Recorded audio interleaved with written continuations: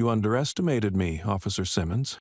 Mona Lisa's smile caught Officer Simmons off guard. A man who was fake and deceitful in front of the law. In a small town, inside a courtroom heavy with tension, Mona Lisa Jackson, a black woman with a quiet demeanor, was accused of resisting and assaulting a white police officer, Bradley Simmons. Under the indifferent stares of the public and the smug satisfaction of the local law enforcement system, Mona Lisa looked like a disruptive criminal who deserved to be prosecuted. However, paper cannot wrap fire. Mona Lisa was about to prove to everyone that she was innocent, a victim of discrimination simply because of her skin color. The story will keep you listening.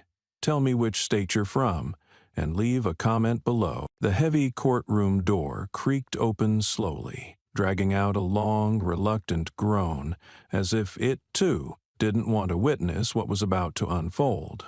Mona Lisa stepped in, her hand gripping her handbag tightly, her shoulders straight, her gaze sharpened like it had been honed through 1,000 battles. Inside, hundreds of eyes locked onto her. Some frowned, others whispered to their neighbors, children stared wide-eyed over the wooden railing, some people just observed quietly with that familiar, emotionless gaze. Mona Lisa could feel the weight of the oppressive atmosphere pressing down on her. The courtroom, with its towering walls and ancient stone columns, seemed built more to crush anyone who dared to challenge the system than to uphold justice. Her footsteps echoed on the polished wooden floor, each step a subtle statement within the somber symphony of the room. She knew that here, she was not presumed innocent until proven otherwise. She clung to one thought. Sometimes fighting for your rights in your own country makes people forget you are a citizen too.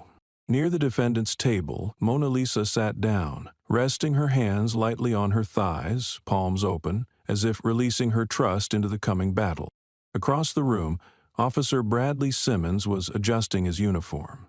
He sat straight, shoulders wide, with a smug smile masked beneath a polished facade. To Simmons, this was just another easy win, another chance to reinforce the belief that this nation always trusted the man in uniform, even when the truth was far more troubling. Mona Lisa knew exactly how confident Simmons felt. She had seen men like him on the battlefield, the ones who led with arrogance, blind to the dangers hiding just beneath the surface. Outside, autumn sunlight spilled through the window frames, scattering golden streaks across the wooden floor, lighting up faint hopes amid the suffocating air.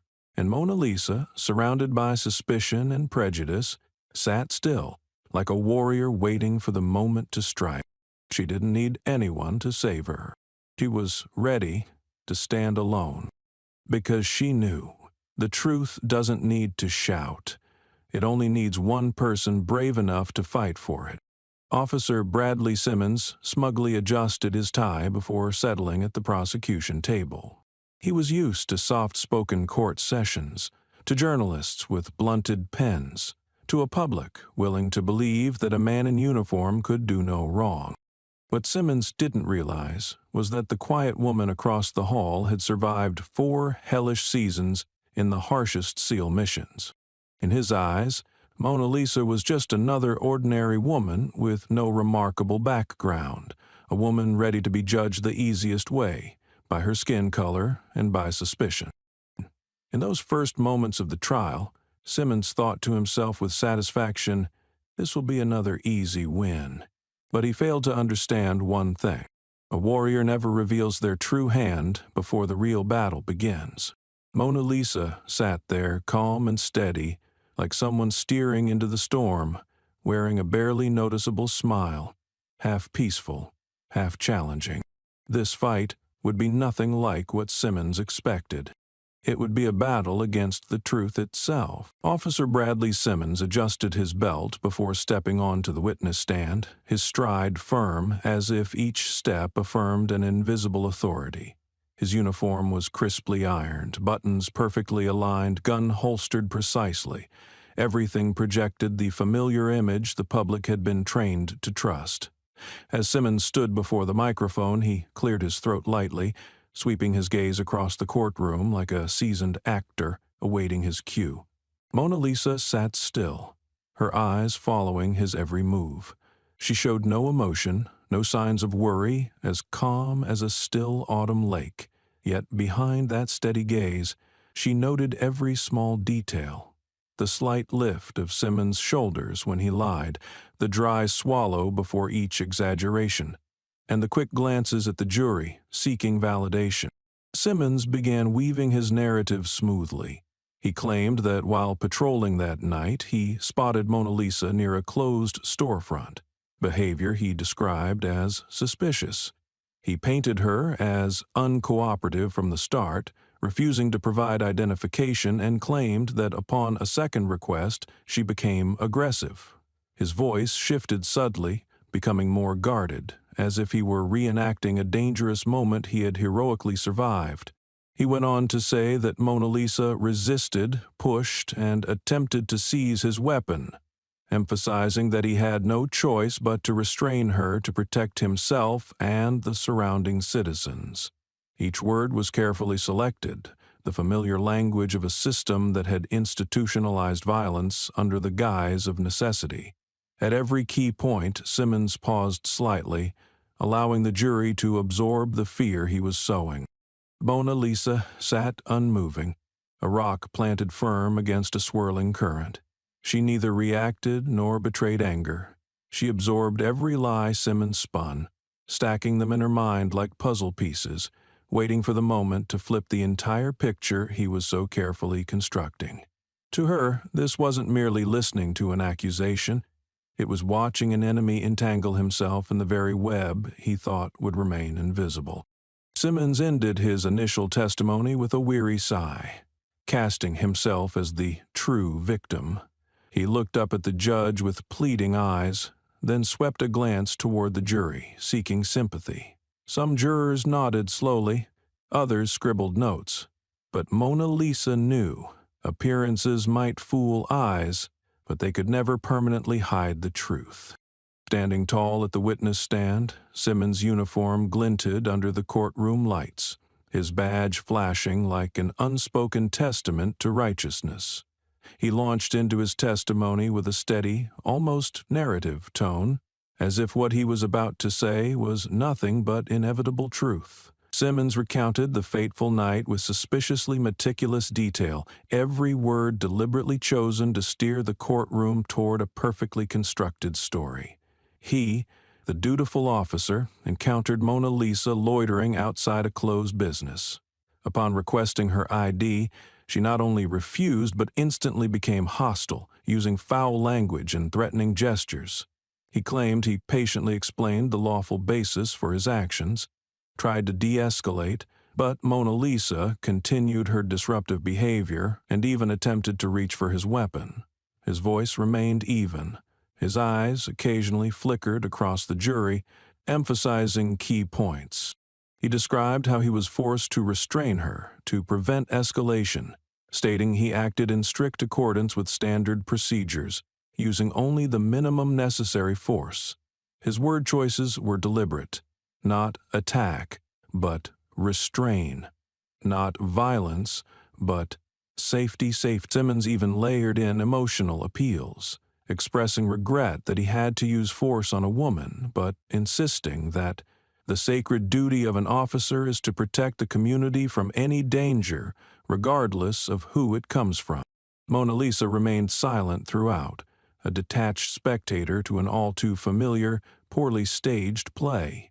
Beneath her still expression, she catalogued every inconsistency, the unnatural flow of Simmons's story, the emotional embellishments, the deliberate pauses inviting sympathy. She recognized this style of storytelling, seen before in fabricated battlefield reports, where personal failures were painted as collective heroism with just the right gloss of language. She didn't just hear Simmons, she listened for what he wasn't saying, the gaps where the truth had been twisted beyond recognition. In the gallery, some nodded, some wavered under Simmons' polished tale, but Mona Lisa knew. The smoother the story, the less likely it was true. Real truth was rough, inconvenient, and hard to swallow. And for that reason, she allowed herself the faintest of smiles, a fleeting, almost invisible curve of her lips, like a cloud drifting across the sun. She knew every word Simmons uttered, no matter how carefully sugar-coated, was another brick in the tomb of his own deception. Mona Lisa sat still, hands loosely intertwined in her lap, her spine straight as a pillar amidst a courtroom thick with prejudice. She let Simmons's words flow past her without interruption, without emotional reaction, her face as smooth as unbroken water. But inside, a silent machine was working. Every syllable Simmons spoke was carefully recorded in her mind, methodically, deliberately. She wasn't just hearing him, she was reading him. His voice tremors, his breath changes, the minute movements of his fingers. Every unconscious tell that years of battlefield experience had taught her to recognize.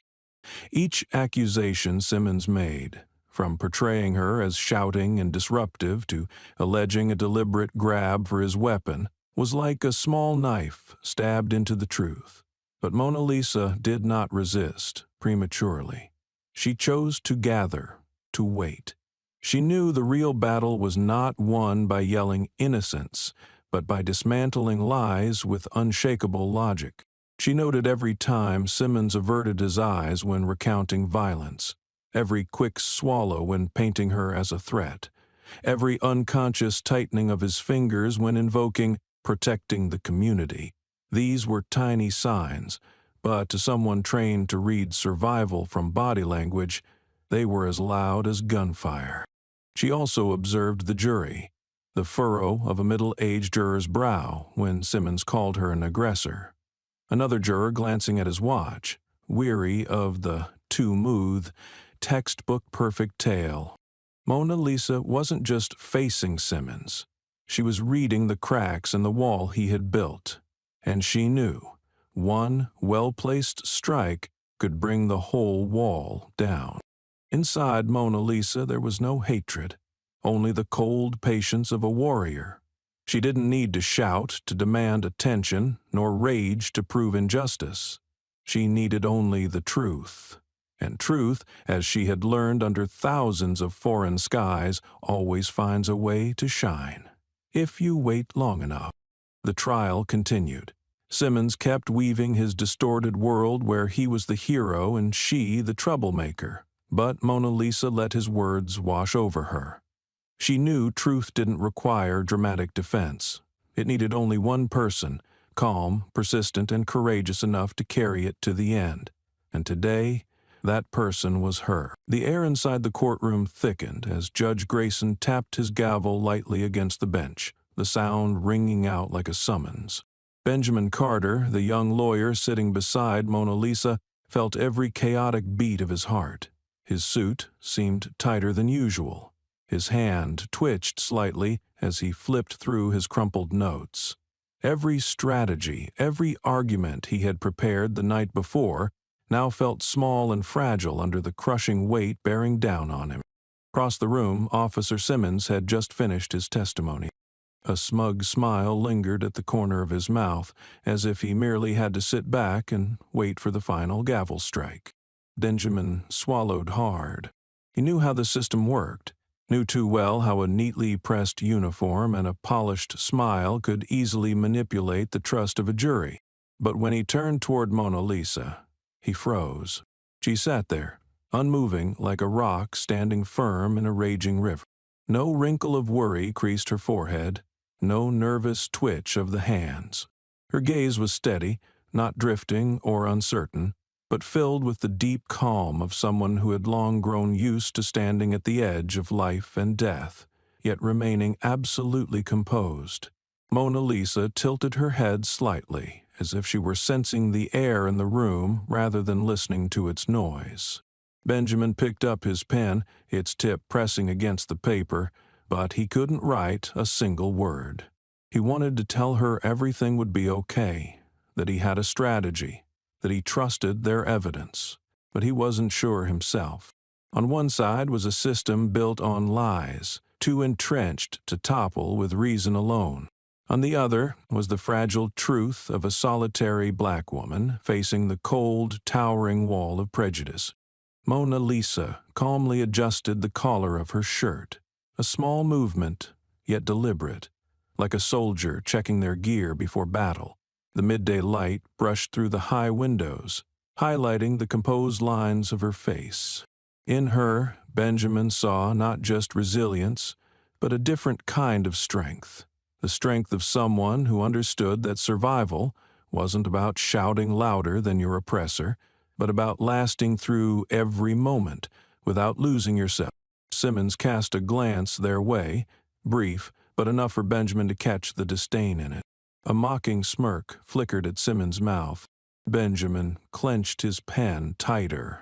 He had seen too many trials where the truth was twisted simply because appearances outweighed substance.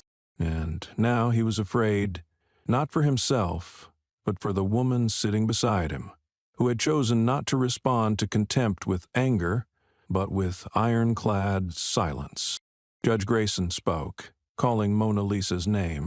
The entire courtroom seemed to hold its breath. Benjamin turned to her, searching for even a flicker of hesitation, a hint of fear, but all he found was a barely noticeable nod and a sharp glint flashing in Mona Lisa's eye. She rose, slow but steady, neither rushed nor reluctant. Every step she took toward the witness stand sounded like silent drumbeats in Benjamin's chest. He knew that any words of encouragement he might have offered were useless. Mona Lisa didn't need hollow reassurances. He was ready for the battle ahead, one no one else could fight for her. Mona Lisa's steady steps toward the stand were like golden threads connecting her proud past to the hard present. Benjamin watched her, frozen, the pen still clenched, unused in his hand, feeling as though he stood at the brink, witnessing a battle where all his crafted arguments were dust compared to her weight. When Mona Lisa reached the stand, she paused for a heartbeat, turned slightly, and caught Benjamin's gaze. There were no words, no grand gestures, only a calm look that carried an unspoken message. Don't worry. In that moment, Benjamin realized he was standing beside someone whose strength wasn't built on skill or education alone, but on an inner peace forged through surviving every storm. He took a deep breath, loosening his clenched hand, feeling as if he too had drawn some of that strength. Mona Lisa sat down slowly at the witness stand, adjusted the microphone with quiet care, refusing to let the invisible tension in the room rattle her control. When Judge Grayson asked her to swear in, Mona Lisa raised her head, her voice steady and low, echoing against the high courtroom walls. "I swear to tell the truth, the whole truth, and nothing but the truth." No tremble, no misstep. Benjamin watched her every move, now certain that Mona Lisa's long silence had never been about weakness or fear. It was the silence of someone who had seen too much, endured too much, and chosen to fight her battles her own way. Not loudly, not for show, but sharply, enduringly, like steel tempered by fire. While the prosecution prepared to question her, Mona Lisa sat firm, her back straight, eyes forward, unmoved. Her silence became a wall, blocking every judgmental look, every whisper of doubt in the room. The murmurs faded. The initial smirks turned into cautious glances. She was no longer easy to read, and it was precisely that mystery that unsettled them. Benjamin tightened his grip on the folder before him. He knew the battle ahead would be brutal, that the prosecution would twist her words, lay traps, try to shake her calm. But looking at her now, he knew they would fail. Because Mona Lisa wasn't just fighting for herself. She was fighting for every truth still choked outside these walls, for every voice long pushed out of the light. As the prosecutor straightened his tie and approached the stand, the room again held its breath. But Mona Lisa sat still, as if she had already seen everything coming, and welcomed it, not with defiance, but with quiet, unshakable resolve. Benjamin closed his eyes for a brief moment, inhaling deeply, letting the fear dissipate into the air. He understood now. The moment Mona Lisa rose to her feet, she was no longer just a lone defendant. She had become a defender of her own dignity, of the truth, and of all the silent souls watching from afar.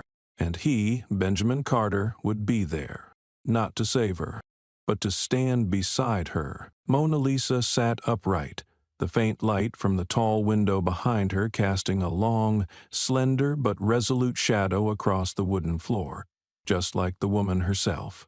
The prosecutor stood before her, his voice dry and echoing through the courtroom. "Jackson, do you have a response to Officer Simmons' testimony?" The man made a pass to hold the air in the courtroom seemed choked tight. Reporters paused their note-taking. Curious onlookers held their breath. Even the slightest scrape of a chair sounded loud and sharp. Benjamin Carter gripped the folder in his hands, eyes locked on Mona Lisa, though he knew she needed no reminder.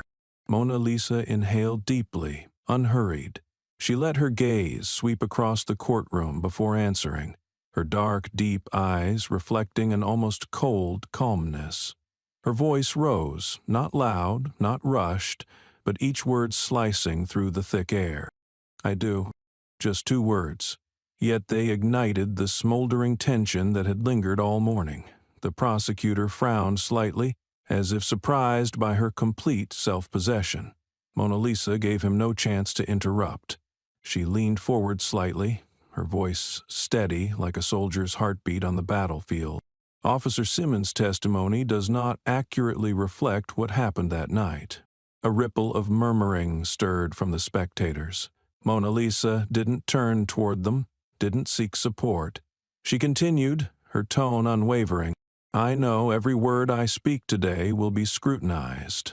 I know that with this skin, with this name, I am required to do more than just tell the truth. I must prove it." A short pause, not out of hesitation, but to let her words sink into every mind present. Mona Lisa looked directly at the prosecutor, then let her gaze briefly flicker toward Simmons, sitting nearby. Their eyes met, and in that moment, a faint, almost invisible smile touched her lips. It wasn't mockery, it wasn't sarcasm. It was the smile of someone who knows that truth, with enough patience, always steps into the light. Benjamin held his breath. He felt the atmosphere shift, slowly but surely, from condescension to focus, from focus to doubt. Mona Lisa hadn't yet presented evidence or torn apart Simmons' claims, but through sheer calmness and unshakable conviction, she had begun to crack the wall of prejudice around. Judge Grayson nodded for the prosecutor to proceed, but everyone in the room knew the tide was beginning to turn. Mona Lisa adjusted her position, her hand resting lightly on the edge of the witness stand. No rush, no fluster. She began to unravel the inconsistencies in Officer Simmons' testimony, like a master sculptor patiently carving into a block of stone. "According to Officer Simmons," Mona Lisa said steadily, her eyes never leaving the prosecutor, "I displayed hostile behavior the moment he approached me." She paused, letting everyone recall what they had heard. "However, he also testified that I was standing alone on the sidewalk, not disturbing the peace, not posing a threat to anyone. If that's true, on what basis did a woman simply checking her phone become an immediate threat requiring force?" A cough echoed from the press section. No one answered, and Mona Lisa didn't need an answer. She let the question hang in the air, a simple but devastating trap, forcing everyone to confront the obvious contradiction. She continued, voice calm, measured. "Officer Simmons claimed I attempted to grab his weapon." She paused again, this time briefly locking eyes with Judge Grayson before turning back to the prosecutor. A professionally trained officer, by his own record, should have procedures in place to control a situation without allowing a suspect near his weapon. If that's the case, why did his body cam conveniently malfunction at the exact moment of the alleged struggle? The courtroom seemed to shrink. Those who had been lounging back in their seats now unconsciously leaned forward, straining to hear every word, to see what they had missed. At the plaintiff's table, Officer Simmons began to shift in his seat, adjusting his tie, licking his lips, small telling signs Mona Lisa didn't miss. She knew liars often crack from the smallest of tremors. An incident serious enough to justify immediate force, Mona Lisa stressed, but no video evidence, no third-party witness statements, and the only account of the event comes from the very individual accused of using unnecessary force. From the defense table, Benjamin Carter gave a subtle nod. He saw it clearly. Mona Lisa was dismantling the opposing case, not with anger, not with heavy accusations, but with sharp logic and absolute calm. Mona Lisa let the silence linger. She didn't need to shout the truth. She only needed to plant it, like a seed, sinking roots deep into the soil of every mind present. She waited, letting the room drown in the weight of its own thoughts. Her hand relaxed on the stand, her gaze steady and unblinking toward the prosecutor and Officer Simmons, whose growing discomfort was now visible. When she spoke again, her voice was just as steady, neither raised nor heavy, but each word landed harder than any accusation. "I'm not here to beg for belief," Mona Lisa said, her eyes sweeping from the jury to Judge Grayson, and finally to the spectators. "I'm here to remind you, truth doesn't need to shout to exist.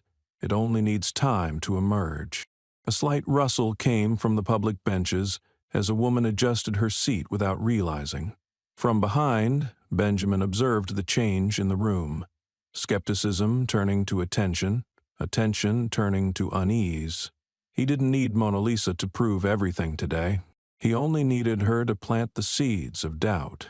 And she was doing exactly that, with the most unshakable force, calmness.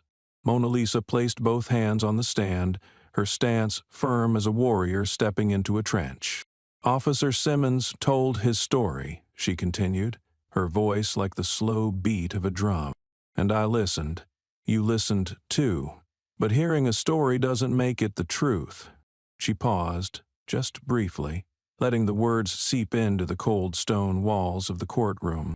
"I ask," she said, emphasizing each word, "that the truth be examined fully, not just through one version, not through a conveniently missing video, not through incomplete internal reports." Her voice wasn't loud, but it reached every corner of the room, shaking not the air, but the certainty of those listening. The prosecutor looked like he wanted to interrupt, but the way Mona Lisa looked directly at him, with calm, unwavering eyes, made him stop short. She didn't need miracles. She didn't need pity. She needed one thing, a fair chance for the truth to step into the light, and she knew that chance was drawing closer. "I believe," Mona Lisa concluded, her voice dropping to a warm but solid tone, "that when the truth comes out, it won't just vindicate me, it will mirror back to us what we choose to believe, and what we choose to protect." The courtroom fell utterly silent, as if even the stone walls themselves were listening. Jurors exchanged glances, unable to hide their wavering. Officer Simmons shifted uneasily in his seat. Benjamin exhaled softly, not because he was certain of victory, but because he knew that from this moment forward, Mona Lisa was no longer just a defendant. She had become the voice for all the forgotten truths. The atmosphere in the courtroom began to shift, slowly, like an underground current that at first was subtle but then started to weave its way through, showing clear ripples.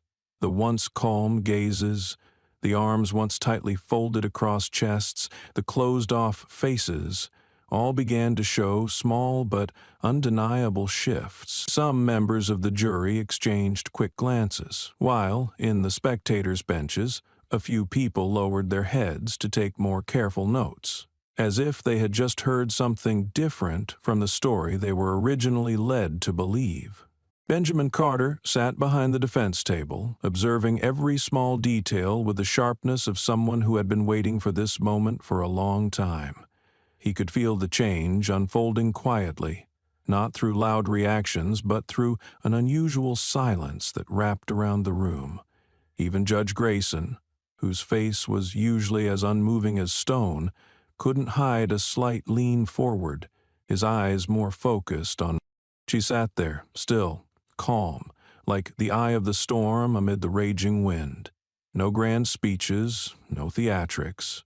Mona Lisa let the truth flow through her mere presence.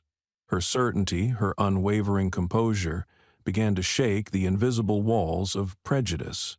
She wasn't trying to impress anyone, and it was precisely that lack of effort that made the deepest impact. Officer Simmons, from the plaintiff's table, began to show signs of impatience. He shifted in his seat, casting annoyed glances toward his colleagues. The confident smile was gone, replaced by a tense, tight-lipped frown. Simmons wasn't stupid. He could feel it too. The rope he had been holding since the beginning of the trial was slipping from his grasp.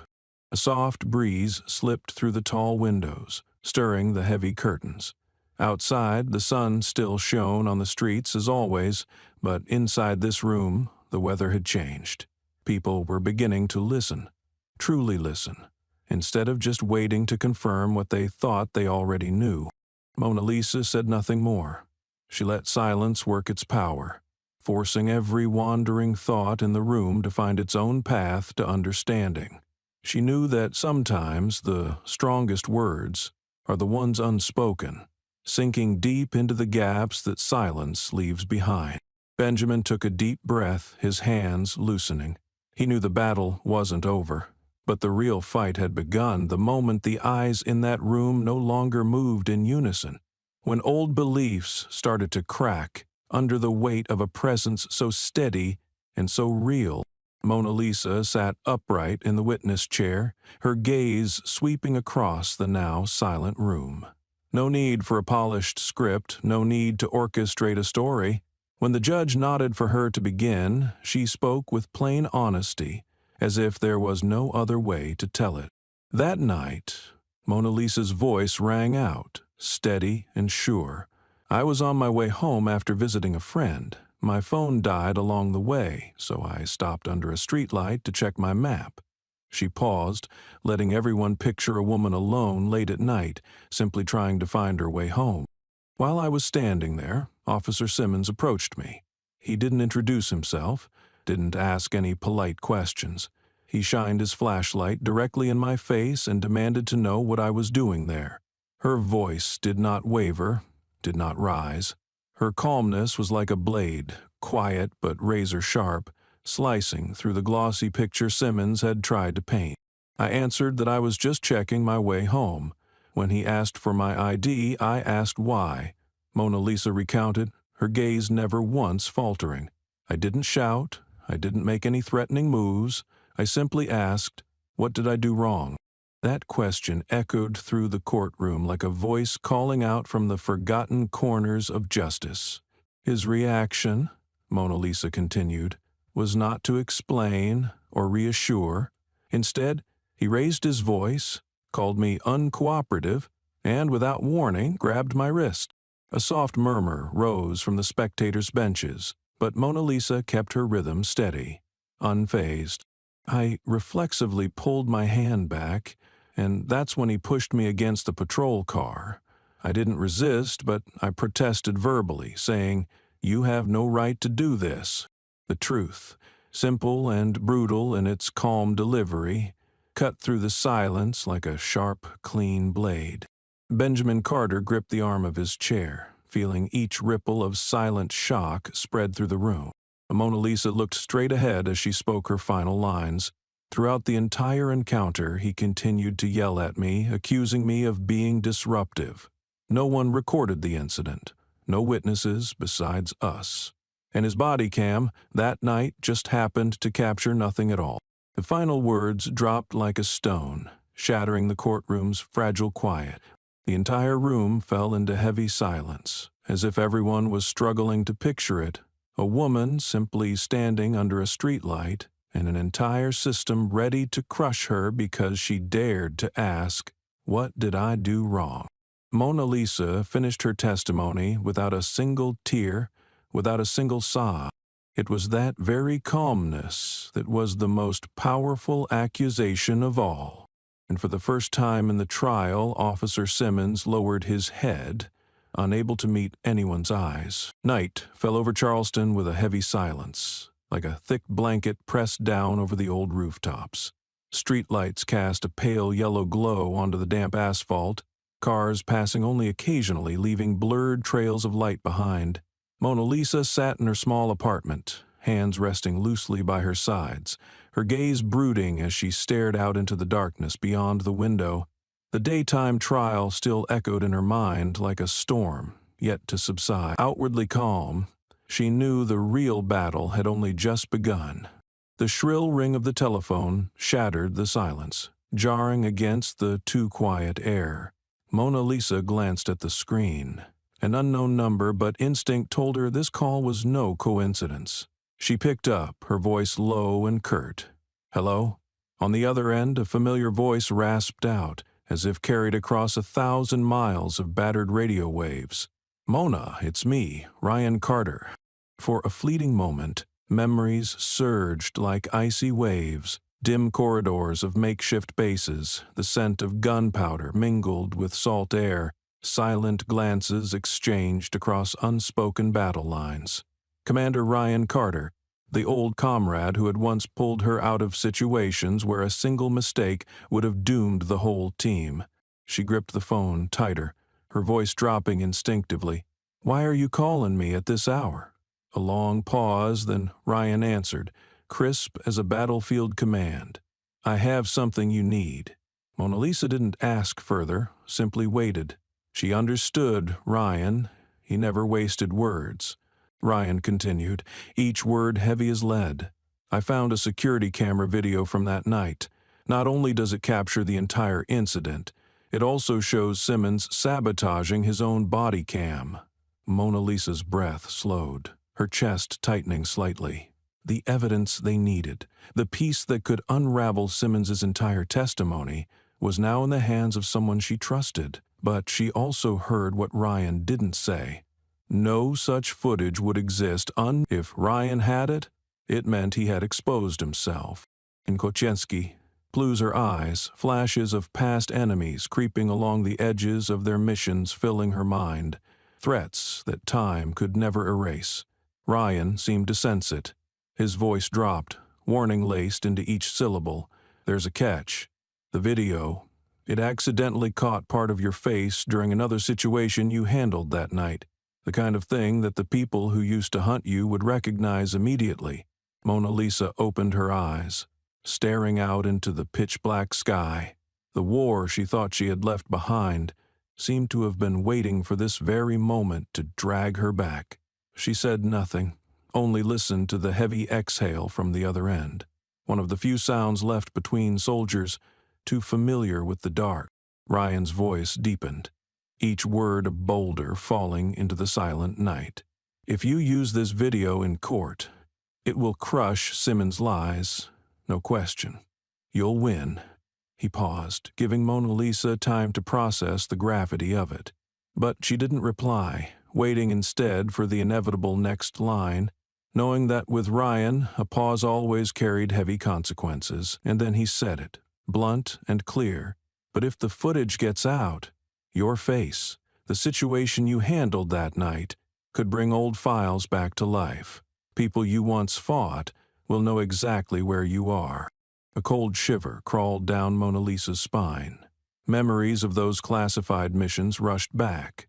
The names never spoken aloud, the reports sealed away, the deaths that never made headlines.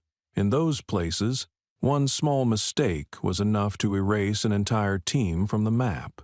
Now, if that past was revived, the ones who had once lurked in the shadows would know she was still alive. Across the line, Ryan pressed on, calm as if reading a tactical report. "I'm not saying this to scare you. I just want you to see the full picture. You win the trial, you might have to live the rest of your life on the run. You stay silent, you might lose, but you keep your peace. Choose." Mona Lisa stood, walking toward the window, The dim light of a street lamp sculpted sharp lines across her face, making her look like a marble statue. She gazed out into the darkness, where the past might already be watching. Her mind didn't race. It didn't falter. It narrowed into a single, simple question. Why had she fought in the first place? For herself, or for those crushed under the corrupt power that Simmons embodied? A long moment passed before she lifted the phone to her lips, her voice steadier than the night sea. "Send me the footage. I'll handle the rest. No hesitation, no fear." Ryan exhaled heavily, a sound not quite agreement, not quite protest. "I'll send it. But Mona, be careful. Not everyone's forgotten you." The call ended, leaving the room drenched in silence. Mona Lisa set the phone down on the table, arms folding across her chest, eyes still locked on the endless night outside.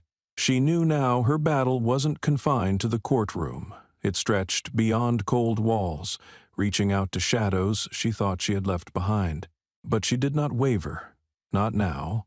Not ever. The night was still thick outside the glass window, but inside Mona Lisa, thoughts had begun to churn like an unstoppable underground current. The phone on the table buzzed lightly. A short text from Ryan Carter appeared. "Check encrypted email. Attachment." No further warning, but the urgency hidden in that brevity made her rise and move toward her computer. She typed in a password sequence long and familiar, like a sacred mantra, unlocking an interface recognizable only to those who had worked the highest-level missions. A single video file was waiting. Mona Lisa took a deep breath, her hand trembling slightly, not from fear, but from knowing that with just one click, she would be stepping back into a world she had once sworn to leave behind forever. The screen flickered. The video loaded. The grainy security camera footage didn't blur the clarity of what unfolded. Simmons appeared, restraining a woman.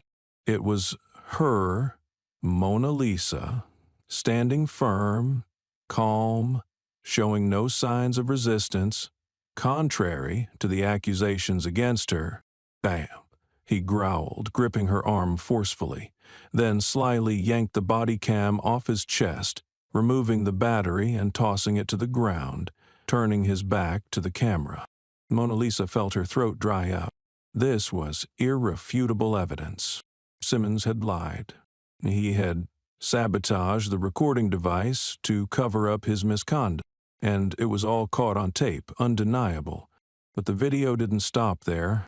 As Mona Lisa was shoved against the patrol car, she reacted on instinct, shifting her body weight, lowering her center of gravity, breaking free from his grip with a swift, clean move.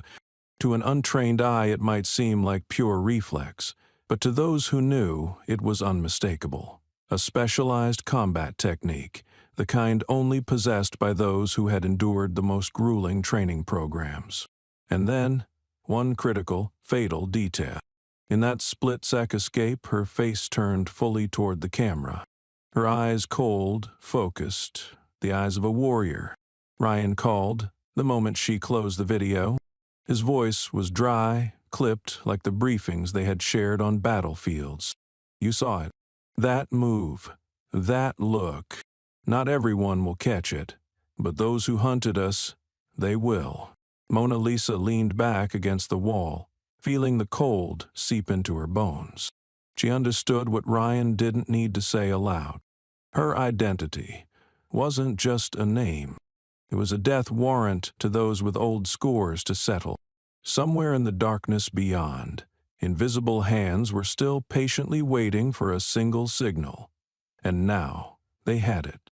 Ryan's voice stayed level. "If this video gets out, you won't just destroy Simmons. You will put yourself back on the radar of those who swore never to let us live."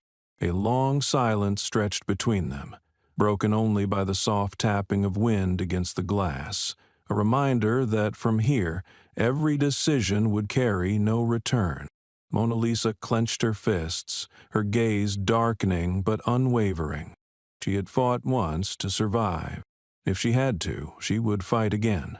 This time, not just for herself, but for all those still buried beneath lies. Standing at the window, the faint glow of a streetlight outside barely illuminated part of her face, casting long shadows across the wooden floor. Night encased the room, but inside her a storm was gathering, battering against the deepest hidden corners of her memory. She knew what it meant to move forward with that video. It wasn't just about exposing a lie. It wasn't just about bringing down a corrupt officer. It was about opening a door she had fought to seal shut, unleashing threats she thought she had buried with her classified missions. A small voice inside her, quiet but not weak, suggested she retreat, that maybe she should protect the fragile peace she had built after so many years of battles. Maybe justice didn't demand another sacrifice.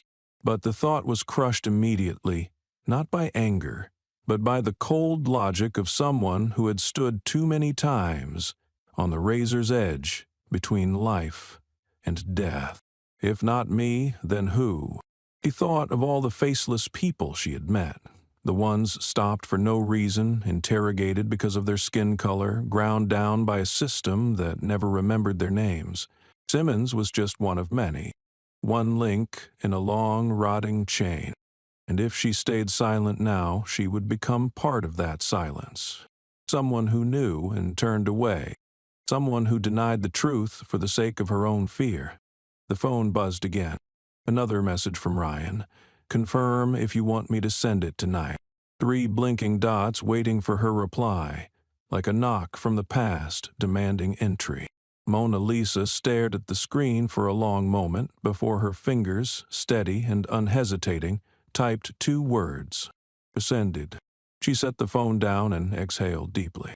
Outside, a strong gust rattled the bare branches, the sound like the whispers of old ghosts. Mona Lisa tilted her head slightly, listening to the thick silence wrapping around her. She knew that from this moment forward, she wasn't just fighting for her own innocence. She was fighting for truth, for those without voices, for battles where sometimes the cost was the last shred of peace. And she was ready, not because she didn't know fear, but because she understood. True courage isn't the absence of fear. It's acting despite it. Mona Lisa's small apartment sat in silence, as if the pressure weighing on the air had squeezed out every last sound. On the table, her phone screen had gone dark, but its presence still hung heavy like a festering wound. In her email, the video sat there, cold and unforgiving, a gleaming double-edged sword, waiting for the hand that would decide where it would strike. Mona Lisa leaned back against the wall. Her eyes closed, her breathing slow and deep, as if anchoring herself against the maelstrom of thoughts raging within. Since she was 19, she had understood that some decisions could never be taken back. Decisions that closed the door on one life and opened another, where freedom, trust, even existence itself became fragile coins tossed onto a table far larger than her own world. Revealing the video meant tearing off Simmons' mask, and the mask of the system that had protected him. But the cost wouldn't end there. That video wasn't just evidence, it was a declaration that she was still alive, that the soldier erased from the military records still existed, still fought, and the enemies she had once wounded, the powers she had once shattered, they had not forgotten. They had only been sleeping, waiting for a signal to awaken. Mona Lisa opened her eyes, her gaze hardening to steel. She had survived nighttime hunts, assassins who left no traces. She had learned how to breathe in darkness, how to exist unnoticed. She had earned every scrap of normalcy through prices only she understood. And now, everything she had built could vanish. In one trial, with one choice, to tell the truth. Survival instinct whispered to her, stay silent. Justice had long been corroded. Someone like her, no matter how brave, could not take on the entire system. She deserved the fragile peace she had fought so hard to create. But deep down, in the place where the fiercest battles had raged, Mona Lisa knew Peace, built on silence in the face of injustice, was no real peace. It was just another form of prison. And she had sworn long ago never to bow to any prison, whether visible or invisible. Mona Lisa remained still in the dim room, as if the weight of the choice before her pinned her body in place. Outside the window, the city exhaled its slow, late-night breath. A few faint stars trembled in a smoky gray sky. Part of her wanted to shut it all down, close the laptop, turn off the phone, disappear, just as she had after her final mission. But a deeper part, one long rooted in her heart, whispered that this time, running was not an option. Mona Lisa knew she wasn't just fighting for her own survival anymore. She was fighting for those crushed by the system, for the names no one spoke, for the cries buried under silence. The video in her hands wasn't just evidence. It was a rare chance to expose the truth, even if the price of carrying that torch could very well be her own life. She walked toward the table. The cold blue light from the laptop screen illuminated her calm face. Without hesitation, Mona Lisa opened the folder containing the video, her fingers gliding through the motions like a familiar ritual. She didn't need to think anymore. The decision had already been made the moment she chose to walk into that courtroom with her eyes wide open, the moment she chose to stand tall while suspicion rained down on her. She sent the file to Benjamin Carter, along with a short message. Prepared to present evidence. See you in court tomorrow morning. No explanations. No fear. Mona Lisa trusted that if Benjamin had truly sensed the weight of truth in her words that day, he would know exactly what to do. She leaned back into the chair and took a long breath. A strange feeling rose in her chest, not quite fear, not quite relief. It was like seeing the road ahead clearly, jagged, full of deep pits and traps, yet choosing to walk it without flinching. The night outside was still deep and cold, but inside Mona Lisa, a small, steady flame had been lit. She knew, from this moment on, every step would be watched, every door could hide a threat. But she also knew something even more certain. Truth, once lit, finds its own way. And she, even if just a small flame in the storm, would not let it be extinguished. That night, Mona Lisa barely slept. She sat motionless on an old wooden chair, the light from a small lamp casting shadows across her face, deep in thought. Though her body was inside a peaceful apartment, her mind drifted back to a memory over a decade old, to the place where she had learned her first and most important lesson about courage. That summer, at a training base near the border, the daytime heat was enough to crack the ground and the nights were bone-chillingly cold. During nights of training under starry skies, she and her teammates were pushed to their physical and mental limits, where every shred of confidence and every layer of false toughness was stripped away. In a survival exercise, Mona Lisa was left alone in the forest at night, no map, no communication, only a few primitive tools and a single order: find her way back to base before sunrise. As the darkness and isolation gnawed at her will, she had wanted to give up. The howling wind through the barren trees, the unidentifiable sounds from the shadows, and most of all the nameless fear tightening around her heart, all of it seemed insurmountable.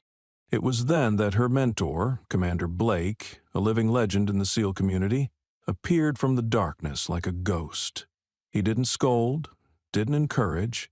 He simply sat beside her and said in a deep, raspy voice, worn from years on the battlefield, "Courage isn't the absence of fear, Mona. Courage is acting despite it." Those words, simple yet sharp as a dagger, embedded themselves deep in her mind. That night, Mona Lisa didn't flee from fear. She stood up, embraced the trembling in her legs, and step by step, through the rough terrain, she found her way back to base as the first rays of light broke the horizon.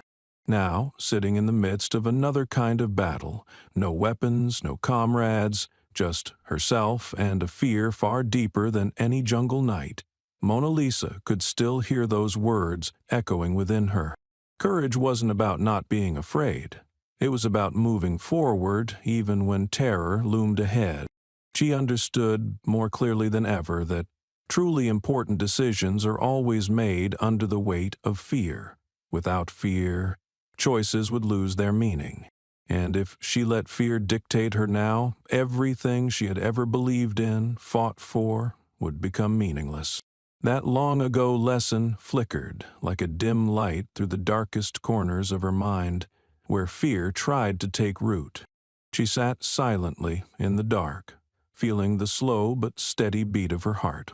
With every beat she listened, she faced her fears, the fear of being hunted, betrayed, losing the freedom she had fought so hard to claim. But instead of letting fear consume her, she allowed it to exist, accepted it as part of this journey. She stood up slowly, like someone ready to shoulder the weight of the decision ahead. Each step crushed a little more of the hesitation that remained. Mona Lisa knew well there would be days, moments, when she would have to glance over her shoulder, wary of nameless shadows. There would be sleepless nights when the smallest sound could snap her awake in defense. But she also knew that if she stayed silent now, if she turned her back on the truth just to protect herself, the part of her that vowed never to bow would die, even if her body lived on. Mona Lisa reopened her laptop, the screen's glow reflecting in her determined eyes. She reviewed the video one final time, frame by frame, ensuring not a single detail could be used against her. Not to find a reason to hesitate, but to remind herself that she fully understood the price and still chose to move forward. A message from Benjamin Carter arrived at 2 a.m, short and decisive. Received the file. I'll file the motion to admit supplemental evidence first thing tomorrow. Everything is ready. Mona Lisa typed a brief reply. So am I. Then she closed the laptop as if closing a chapter long ready to end. She put on her jacket and stepped out onto the balcony. The night sky was heavy with drifting clouds, the crescent moon hanging like a silver blade in the infinite darkness. The wind blew sharp and cold, carrying the salt of the distant sea and the earthy scent of land. Mona Lisa inhaled deeply, feeling the cold air flood her chest, washing away the last remnants of doubt. She stood there for a long time, until the city's nighttime sounds faded into the distance. No oath was spoken, no dramatic gesture was made. Mona Lisa simply stood there, silent and unyielding, like someone who understood that the battle ahead didn't need grand promises. It needed endurance, silent courage, and unwavering resolve. Beneath the faint moonlight, her shadow stretched long across the floor, steady, unmoving. Tomorrow, she would step into the courtroom not just with the video evidence in her hand, but with a heart carrying everything that truth demands: sacrifice, courage, and the belief that no matter what happened, she had made the right choice. The next morning, Mona Lisa entered Benjamin Carter's law office with a calm demeanor, as if she were preparing for an ordinary meeting. Not for the legal battle that could change her life forever. Benjamin was already waiting, his dark gray suit fitting his tall, lean frame, holding a thick stack of documents, his face tense but his eyes lighting up when he saw her. Without any small talk, he gestured for her to come in, closing the door firmly behind her. Inside the room, the air was so heavy it felt like even the dust particles were stretched thin under the pressure. A laptop sat open on the table, surrounded by a stack of paperwork, drafts of evidence presentation strategies, and an urgent motion to submit additional materials for the next morning's trial. Benjamin wasted no time on meaningless chat. He pointed directly at the screen, where a video was paused at a sensitive frame the moment Mona Lisa looked up, her sharp gaze reflected clearly in the security camera. "This is the problem," Benjamin said, his voice low and steady. "We have footage showing Simmons tampering with his body cam and using unnecessary force. But," he pointed at the frame, his gaze grave, Any motion analysis expert or someone with a military background could spot your training from that reflex. And your face. It's too clear in this shot. Mona Lisa crossed her arms, eyes locked on the screen. She understood exactly the risk Benjamin was pointing out. And she knew, just like in every battle she'd fought, true victory lay in controlling the information, letting the opposition see only what you wanted them to see. Benjamin flipped open another file, revealing a detailed plan, each video clip cut and arranged carefully to present the case. "We'll request to show only selected segments of the video," he said, his voice calmer when talking about strategy. "Only the parts that demonstrate Simmons's behavior, tampering with the body cam, unnecessary use of force, and his unreasonable actions. Any frames showing your face, we'll digitally blur them. Our argument? Protecting the victim's privacy." Mona Lisa raised an eyebrow. "You think the court will allow that?" Benjamin nodded. "I'll cite the Witness Protection Act and federal precedents. As long as we can prove that full disclosure could endanger your safety, the judge has the authority to permit a redacted version."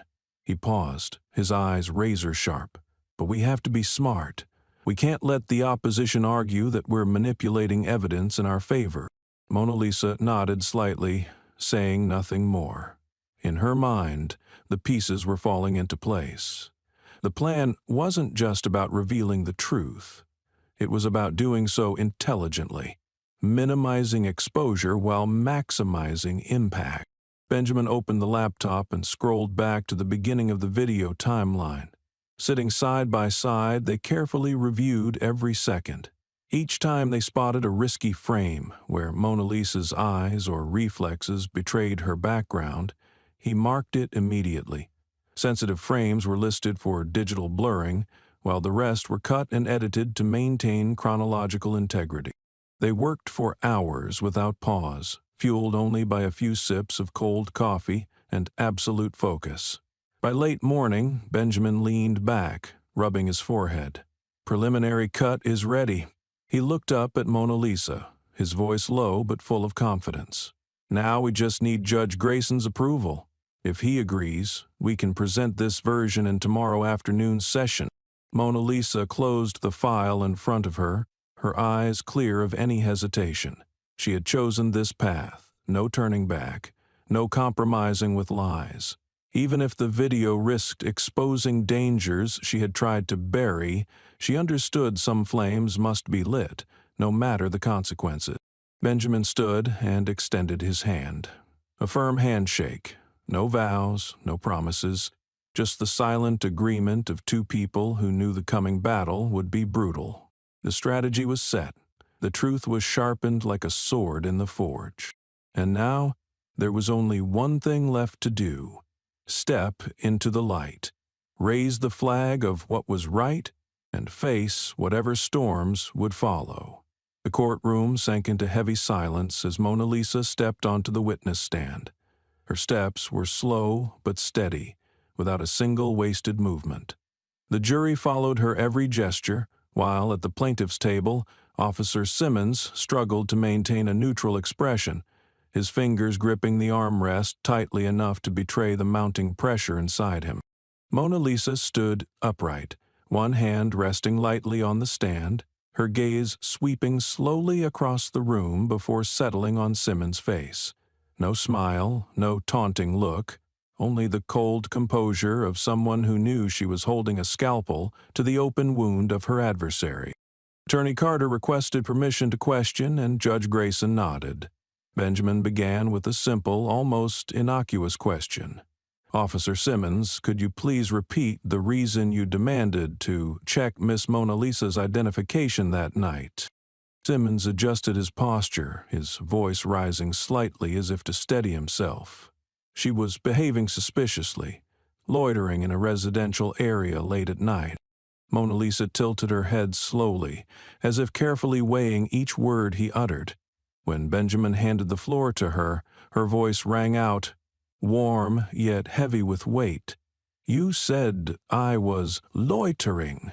Could you specifically describe the loitering behavior you observed?" Simmons faltered briefly, not expecting her to counterattack so early. Well, she was standing under a streetlight looking around, using her phone. So you confirm, Mona Lisa pressed on, her voice steady and her gaze unwavering, that I did not approach any houses, did not damage any property, and did not threaten anyone? Correct. Simmons nodded, then, realizing how easily he had conceded, hurriedly added, but that behavior was still suspicious at that hour. Mona Lisa paused for a beat, letting his answer hang in the air like an ink stain that couldn't be erased. She leaned forward slightly, her voice dropping lower so each word fell squarely into the minds of her listeners. Did you immediately request ID from everyone else you saw standing under a streetlight and using a phone that night, Officer Simmons? Silence swallowed the room. Simmons froze, his lips pressed tight for a fleeting moment. A faint murmur rose among the jurors. Benjamin nodded subtly from behind the defense table, signaling Mona Lisa, "Continue."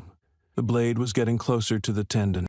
She didn't need much, just the right questions, allowing the truth to seep naturally into everyone's consciousness. And she knew she had just started pulling the first stones from Simmons' seemingly solid wall. Simmons's hesitation, though momentary, was all Mona Lisa needed to spot the first crack in his facade. She didn't rush, didn't lunge forward like a rookie eager for a quick win. Instead, she maintained her slow, deliberate rhythm, each question a drop of water, wearing away his defenses. "Do you recall," Mona Lisa asked, her voice calm but razor-sharp, "that in your initial report you wrote, 'I was resisting an officer from the very first moment you approached'?" Simmons swallowed hard, gripping the table as he tried to maintain his composure. "Yes," he answered, though the confidence had drained from his voice. Mona Lisa nodded slowly, as if merely confirming a detail, then continued. "So, Officer Simmons, can you explain why in the security footage throughout your entire approach I am seen standing still, making no aggressive or resisting movements?" The temperature in the courtroom seemed to drop. Several jurors leaned forward, hanging onto every word. They all knew the video was about to be shown, and Mona Lisa had already planted the seed for an inevitable comparison. Simmons stammered, his face twitching as if caught between lying further or admitting fault. "The camera has blind spots," he mumbled. "It doesn't capture everything." Mona Lisa seized the opportunity like a veteran swordsman spotting a weakness. "Can you point out exactly which blind spot in the footage would have hidden my alleged resistance?" Simmons opened his mouth, but no words came out immediately. A heavy, suffocating silence blanketed the room. The plaintiff's lawyer leaned forward, about to intervene, but Judge Grayson raised his hand, signaling to continue. Simmons's discomfort became increasingly visible. His eyes darted around. His hand nervously tugged at his collar, as if struggling to breathe. In that moment, Mona Lisa didn't need to say another word. She had planted doubt deep into the minds of everyone present. Benjamin Carter, from his seat, smiled in quiet satisfaction. The goal was never to destroy the opponent with a single blow, but to let him crumble under the weight of his own arrogance and deceit. And Mona Lisa, with her unshakable patience and sharp, unwavering logic, had pushed Officer Simmons another step toward the edge of ruin. The air in the courtroom thickened, as if even the molecules were holding their breath. Mona Lisa stood firm, shoulders still, her gaze locked onto Simmons like a sharpened spear. She didn't need to raise her voice or wield grand words. Her silence alone had coaxed out Simmons' growing panic. And now, it was that very stillness that left him nowhere to retreat. Mona Lisa adjusted the microphone with a quiet, almost merciless grace. She stared straight at Simmons and asked, her voice even and icy, "You said your body cam malfunctioned right as the incident with me occurred. Could you explain to the jury why, in the security footage, you were seen removing the battery from the device before approaching?" A wave of murmurs rippled through the room like tremors across a still lake. Simmons opened his mouth, trying to say something, but only a weak, guttural sound escaped. His face flushed deep red, a twitch flared in his brow. He turned desperately toward his lawyer, seeking rescue, but no one could save him now. Mona Lisa gave him no time to recover. She stepped half a pace closer to the stand, her voice low yet cutting like steel. "So, you claim the body cam failure was technical, but it conveniently coincided with your attempt to forcibly detain me, and the footage shows you deliberately removing the device." Simmons flailed, like a man caught in a riptide. The more he struggled, the more helpless he appeared. He stammered, I was just checking. The device malfunctioned, not intentional." But each word he uttered only deepened the hole he was digging. The jurors could no longer maintain complete neutrality. Their eyes, once reserved, now turned toward Mona Lisa with sympathy and understanding, while toward Simmons only a cold, questioning skepticism remained. Judge Grayson furrowed his brows, gripping his gavel tightly. He said nothing, but his gaze, sharp as a razor, sliced across the plaintiff's table where Simmons now sat, a clumsy, faltering figure, drowning in an unstoppable tide of truth. Mona Lisa drew a deep breath, not because she needed strength, but because she wanted her next words to fall like final, decisive blows. "Officer Simmons," she said, voice calm and deadly, "with all the contradictions in your testimony, with the clear actions captured in the footage, can you tell us, where is the line between negligence and deceit?" The question, soft as a whisper but sharp as a blade, pierced straight into the minds of everyone present. Simmons opened his mouth, then closed it again, as if words had abandoned him altogether. No more arrogance, no more feigned confidence. Only a man unraveling under the weight of the truth he had tried so hard to bury. Mona Lisa took a small step back, her eyes never leaving Simmons. She knew this battle wasn't over yet, but she also knew that at this moment the scales of justice had already tipped toward the truth. Benjamin Carter watched Mona Lisa from behind the defense table, his gaze quietly brimming with absolute trust. In his heart, one unspoken sentence rang out. She had won. Not with words alone, but with an unyielding spirit no lies could ever overcome. The courtroom held its breath, each heartbeat loud in the stillness. A woman, unarmed, without official power, had, through sheer patience and steadfastness, pushed a man, wearing a false badge of justice, to the brink of complete defeat. Inside the courtroom, the air felt stretched to its limit after the tense showdown between Mona Lisa and Simmons. A heavy, oppressive silence filled the space as Mona Lisa returned to the defendant's table, her gaze as cold and sharp as steel pulled fresh from the forge. Benjamin Carter didn't wait for instructions. He rose, a small USB drive already in hand. In one smooth motion, he strode toward Judge Grayson, his voice firm and unwavering. "Your Honor, I request permission to present a video recorded by an independent witness directly related to the events of that night." Judge Grayson leaned back in his chair, his aged yet sharp eyes scrutinizing Benjamin for a moment before nodding. "Permission granted. But I warn you, any violation of evidence protocol will be dealt with severely." Benjamin simply nodded, offering no argument. Every move had been meticulously calculated. Mona Lisa sat still, her hands resting on her lap, fingers steady. She knew, at this moment, the truth would begin to walk into the light by itself. As the lights dimmed, the large screen behind the judge lit up, showing a blurry street corner under yellow lamplight. The footage was shaky, the witness was just a passerby filming with a phone in a random moment, but every movement, every sound was recorded clearly. Mona Lisa appeared in frame, standing quietly under a street lamp, holding her phone, her face pensive. From a distance, Officer Simmons approached quickly. No greeting, no polite request. In the video, Simmons's voice could be heard clearly. "What the hell are you doing here at this hour? Loitering, huh?" His tone wasn't that of a civil servant performing his duty. It was the tone of contempt. When Mona Lisa calmly answered, the recording was faint but audible. "I'm just checking my map to get home." Simmons moved closer and grabbed her wrist forcefully, shoving her. She stumbled, but didn't resist. A sharp intake of breath came from the jury box. A female juror furrowed her brow and quickly jotted notes into her pad. In the gallery, a low murmur rose like a wave, only to be shushed by the bailiff. The video continued. Simmons snarled again, more clearly this time. "People like you never know how to behave.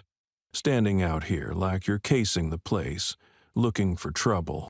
His voice dripped with prejudice, his attitude seething with superiority. Benjamin stole a glance at Judge Grayson. The judge remained still, his face stern, but a flash of silent outrage glinted in his eyes. No one, no matter how cold-hearted, could deny the obvious bias and discrimination in Simmons's behavior. The video wasn't long, just 2 minutes and 30 seconds. But when the screen went dark, the room fell into an eerie, heavy emptiness. Some in the audience leaned back into their chairs, as if a psychological weight they hadn't dared to acknowledge had finally been lifted. Benjamin stepped forward, his voice steady and deliberate.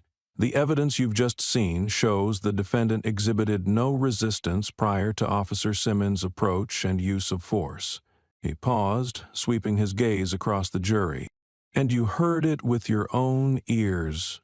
The words Simmons used: to judge, to impose upon, and to attack an innocent citizen not based on behavior, but based on racial prejudice. One sharp strike, enough to turn the room's silence into the heaviest piece of evidence against Simmons. Mona Lisa didn't need to say anything more. The truth, recorded so vividly, had spoken for her. She sat upright, her expression free of arrogance, free of pride, only the serene calm of someone who had chosen to walk her path completely. At the prosecution table, Simmons no longer wore his defiant expression. His head hung low, his hands clenched tightly together, like a man grasping for something to hold on to. His lawyer leaned in and whispered urgently, but Simmons only shook his head. It was too late. Judge Grayson tapped his gavel lightly, his voice deep and resolute. "The evidence is admitted." He leaned back, his cold gaze sweeping over the room. "The trial will resume after recess. Both sides are to prepare for the next phase." The lights brightened. People began to stir. But the shift was irreversible now. A truth had been exposed. The mask had fallen away. And from this moment on, no one in that courtroom could pretend they hadn't seen it. Mona Lisa closed her eyes for a brief moment, allowing herself to feel the new current filling the room, not one of doubt, but the first faint beam of justice finally piercing through the thick clouds. The bang of Judge Grayson's gavel ending the recess echoed through the courtroom, dragging a heavy silence in its wake. All eyes turned immediately toward Simmons as he was called back to the witness stand for further cross-examination. Gone was his usual calm facade, his face now strained like an overdrawn wire, the bridge of his nose flushed red, the corners of his mouth twitching slightly. Benjamin Carter didn't rush the attack. He stood slowly, tapping his pen lightly on the stack of papers before him, like a conductor setting the tempo for an overture. When Benjamin finally spoke, his voice was steady, no hint of urgency. "Officer Simmons, after watching the video that was just presented, do you still assert that you acted according to proper procedure?" Simmons licked his lips, his hands unconsciously gripping the edge of the witness stand. I acted according to what I deemed necessary at the time," he said, each word clinging to him like a flimsy lifeline. But the over-careful wording only made the answer seem more contrived. Benjamin gave a slight nod, as if he had expected nothing else. He stepped closer, holding up the original report Simmons filed immediately after the incident. In your report, you stated that the defendant was violently resisting, forcing you to use strong physical measures to subdue her. However, in the video just presented, we see no resistance from Ms. Mona Lisa. How do you explain this contradiction? A thin sheen of sweat began to gather on Simmons' forehead. He darted a glance at his lawyer, but no rescue came. He stammered, The camera might not have captured everything. There could have been subtle acts of defiance. She might have covertly challenged my authority." A few faint coughs and disbelieving headshakes rippled through the audience. The jury, once keeping their faces neutral, now showed clear signs of doubt. They didn't need anyone to spell it out. Simmons' own contradictions were tearing apart the steady image he had tried to project. Benjamin didn't press harder. He tilted his head slightly, his voice still level but cutting. "Are you saying that a black woman standing quietly under a streetlight holding a phone, showing no threatening gestures, could covertly challenge the authority of an armed officer like yourself?" Simmons opened his mouth, but no excuse could form. He darted his eyes around the room, seeking rescue, but there were only the judge's cold stare, the silent, intense focus of the jury, and the steady, unyielding presence of Mona Lisa at the defense table. At that moment, a major crack split the last wall of Simmons' defense. And like any structure once cracked, collapse was now only a matter of time. As Simmons slumped back into his seat, the entire courtroom seemed wrapped in a suffocating, brittle tension. No applause. But the silent glances exchanged between jury members said it all. A wall of trust had begun to crumble. A middle-aged man with salt and pepper hair in seat 3 leaned toward the woman beside him, whispering something with a look of grave concern and growing outrage. Elsewhere, a young woman absent-mindedly chewed on her pen. Her eyes locked onto Simmons. Her sympathy evaporated. And in the front row, a juror, a black man who had remained quiet throughout, leaned forward for the first time, his gaze fixed sharply on Mona Lisa, as if trying to hear even her breathing. Mona Lisa sat motionless, her hands lightly clasped in her lap, posture upright but unboastful. She didn't need to win with anger. She didn't need to shout to be believed. She needed only the truth. And the truth, like water seeping through fine cracks, was beginning to flow into every mind present. Benjamin Carter recognized the shift. He rose, his voice humble but firm. "Ladies and gentlemen, today we have not only seen misconduct from a police officer, we have seen how a system of trust can be weaponized, where power meant to protect becomes power used against those it was sworn to defend." He paused, letting the words settle. If trust in the law can be bent by a lie, then justice will be the next victim. Another juror gave a slight, unconscious nod. Two women exchanged a look. One pressed her lips together in silent determination. The plaintiff's lawyer tried to counter, objecting to the video as edited, suggesting Mona Lisa had a motive to fabricate accusations to damage Simmons' reputation. But the argument slipped off cold stone. None of the jurors seemed interested anymore in salvaging Simmons' image. What they saw was clear: a man in uniform, stumbling and stammering under undeniable evidence. When court recessed again, Mona Lisa rose slowly from her seat, unhurried. She could feel the jury's eyes following her every step. No longer suspicion thick in the air, no longer cold, dismissive stares. Now, attentive with the weight of shifting belief. In the hallway, Benjamin caught up to her with only a nod. No words were necessary. He understood, and she understood. The battle wasn't over, but the scales had begun to tip toward the truth. Outside the courthouse, the heavy clouds were starting to break apart, letting the first thin rays of sunlight pierce through. And inside Mona Lisa, she knew, the wall had begun to crack. Your justice, no matter how deeply buried, always finds a way back to the light. When the court reconvened after the break, the silence that filled the room had a different weight. It was no longer the guarded tension of the first day, nor simple anxiety, it was anticipation. A quiet sense settled over the air, as if everyone knew that what was about to happen would be a point of no return. Mona Lisa sat upright, her gaze calm but razor-focused. In front of her, Benjamin Carter had already prepared the necessary documents, and the small USB drive containing the security footage Ryan Carter had sent was tucked securely inside his suit pocket. When Judge Grayson nodded to allow the presentation of supplemental evidence, Benjamin rose, his voice clear but grave, matching the seriousness of the moment. "Your Honor," Benjamin began, "we request to present a segment of video footage obtained from the security cameras in the vicinity of the incident. However, because the footage contains images relating to a classified military operation, in the interest of the participants' rights and national security, we request permission to edit, blur, or obscure any parts not directly relevant to the case."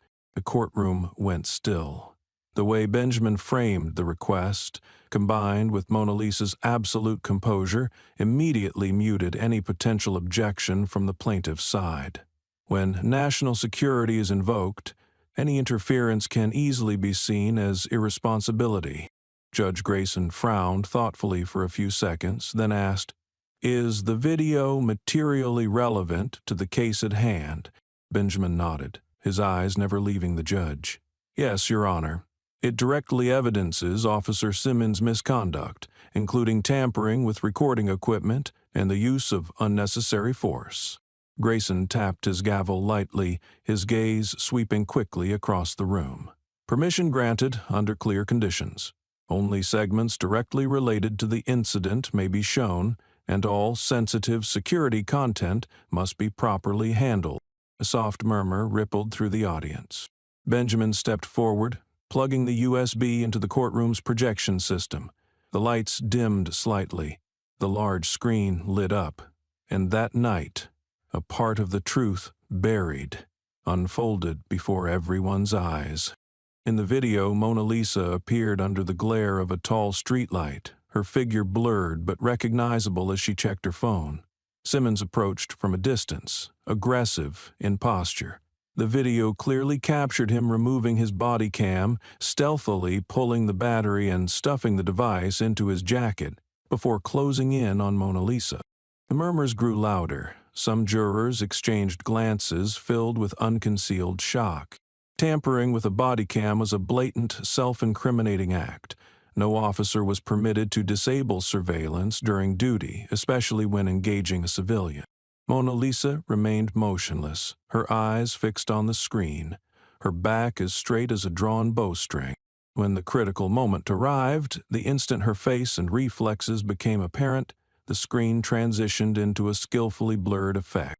All that could be seen was a composed figure deftly evading Simmons' aggressive approach, without exposing any special combat techniques. The entire room was pulled into the footage. Simmons, standing at the plaintiff's table, turned ashen, his lips tightly pressed together. He knew the situation had spun beyond his control. There was no longer an argument he could make, no excuse he could offer to erase the actions the video had captured. When the footage ended, the courtroom plunged into an extended silence. No applause, no outcry, just silence. Heavy, thick, and as sharp as a verdict that didn't need to be spoken aloud. Benjamin rose, walking slowly to the podium. His voice didn't need to rise, didn't need to push. "You have seen. We do not ask you to speculate. We only ask you to watch and to listen. That justice is not a uniform we wear, but the actions we choose when we think no one is watching." Mona Lisa drew a deep breath, feeling the air around her grow lighter. She didn't know what would come next. Old enemies could resurface, new dangers could be lying in wait. But in this moment, she knew she had done the right thing. Above the clouds that hadn't completely cleared, a sliver of blue sky began to emerge. And Mona Lisa, a woman long used to living beneath heavy skies, stood firm. like a steadfast marker that no storm could wash away.